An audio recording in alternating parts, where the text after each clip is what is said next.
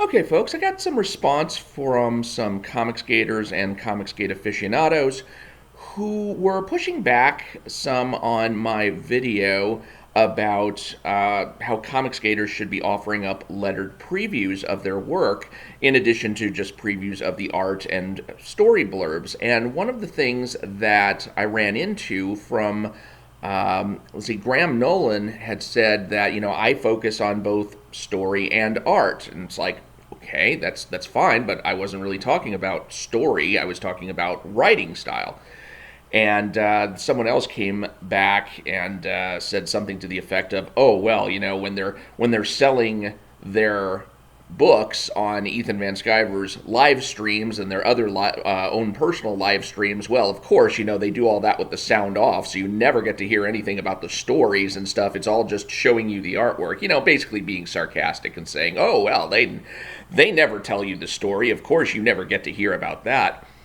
And I'm like, I'm not talking about story, I'm talking about writing. And so I thought I should go ahead and make a clarifying video and explain the difference between story and writing for those who don't really seem to grasp the concept. Story is what you're trying to tell the reader. Writing is how you tell the reader.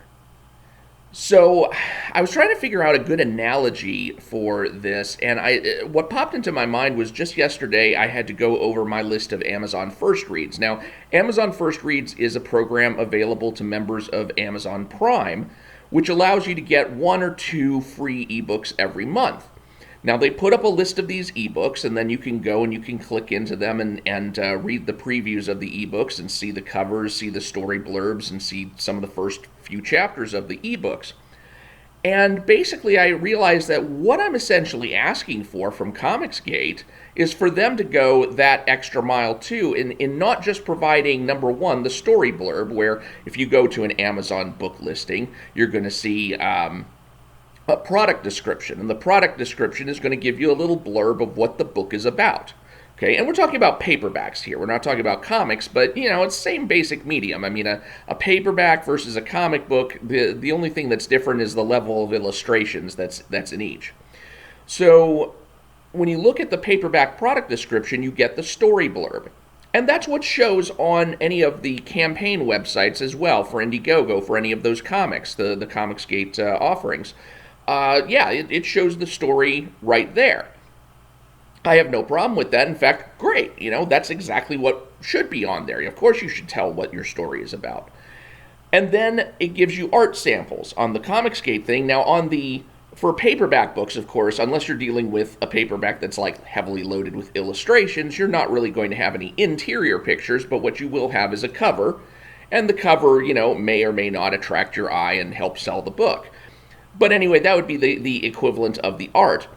But what about the preview that you can click on where it says read inside? That is basically what I'm looking for from Comicsgate when they offer these comics and say, here, please pay $50, including tax and shipping, for our product. Here is some of what you can expect to see inside. That's what I would like to see from Comicsgate, which is the equivalent of being able to go to any ebook in Amazon and read, up through a few chapters or something. Not a whole terrible much, but at least enough to let me know whether or not I want to buy your book.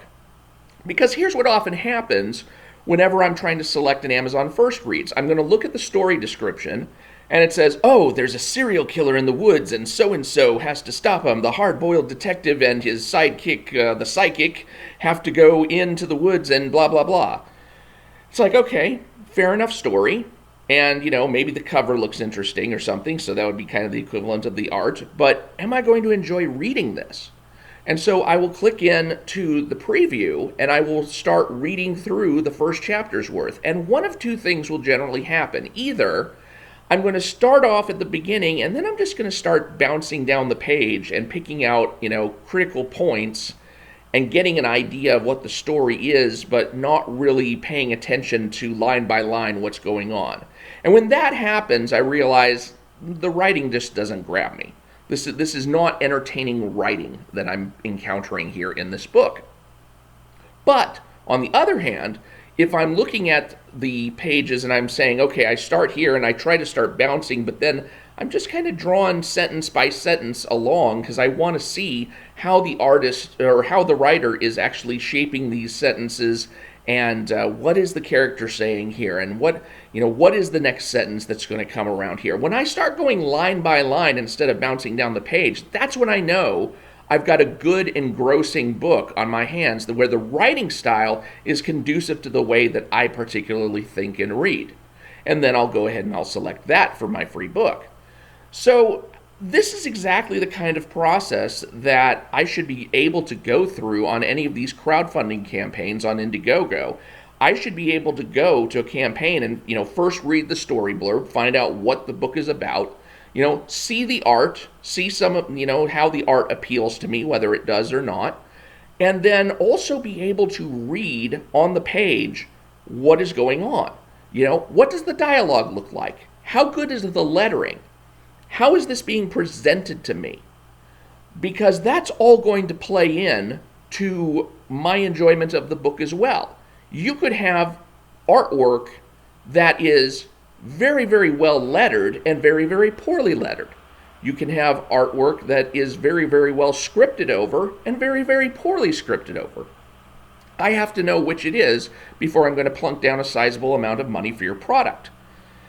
So, one of the pushbacks I got from one of the other artists, because one of the things that I was thinking of was, it could suffice just to put out some of the product that you've done before, even if it's not related to the book you're working on now. For example, if I'm working on book ABC right now, and I don't have a lettered preview for that, I might still be able to give you a lettered preview from something else that I've done and show that as proof of the quality of my work. Now, that may work, but only if you really can't produce anything else of your particular current project. And the reason I say that is because I had one Comicsgate writer come back to me and say, well, I've got a 12-page preview of some of my earlier work with my campaign. Just go look at that and you'll see the kind of quality that I'm capable of. So I went back and it was and saw it, and it was not my cup of tea. It just isn't. I mean, and I'm a regular person. I have my tastes. I'm not saying that my opinion is going to be everybody's opinion, but it wasn't something that impressed me. So you can't rely on that past work to sway me. So it would be much better if you were to show what your present work is going to look like, and that way I can judge that book on its merits as opposed to judging it by a prior book that I wouldn't pick up. And that way, you can also show whether or not you've improved since then and whatever. So yeah, I mean, that's basically the gist that I was wanting to get across, is that writing has to do with how you present the story you intend to tell. So writing and story are not the same thing. And when a person goes into a comic book, that unless it's going to be a silent comic book like the famous G.I. Joe 21, where Larry Hama, I think it was, wrote a 22-page masterpiece about Snake Eyes going and infiltrating a ninja lair or something, and everything is 100% silent. And Marvel actually went and reproduced that years later in a campaign called Nuff Said, where absolutely all of their titles across the board had a silent issue. And, you can do it like that. And in that case, sure, we don't need to see any writing because there is no writing on the page. But in the cases where there is writing, in the cases where you are going to be putting words on paper, those words on paper communicate story just as much as the art on paper does. And you are already very well in tune with the fact that your art communicates story. You know that much, but the writing communicates story as well. And how one is not necessarily more important than the other. And for people like me, at least, how you write can completely drown out how good the art is.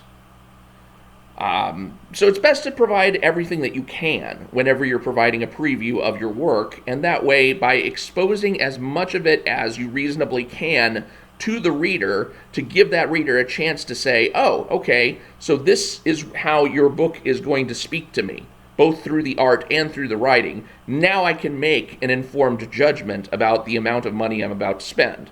Because like I said, it's not a trivial amount.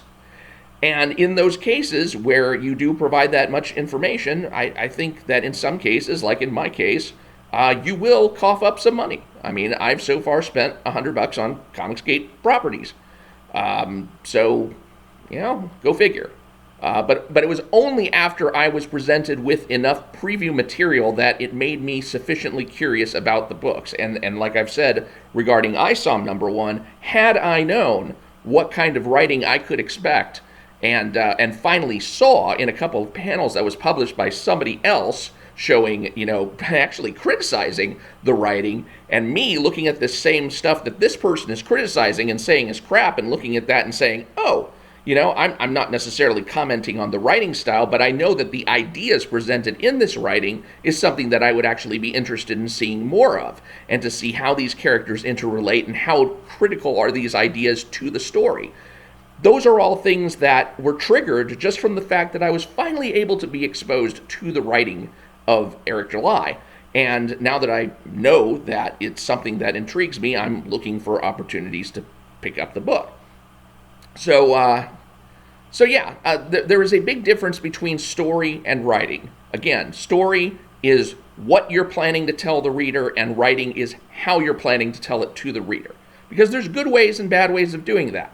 And it matters depending on the reader as well. All you can do is put yourself out there, but you're already doing that with your art. You may as well do it with your writing too.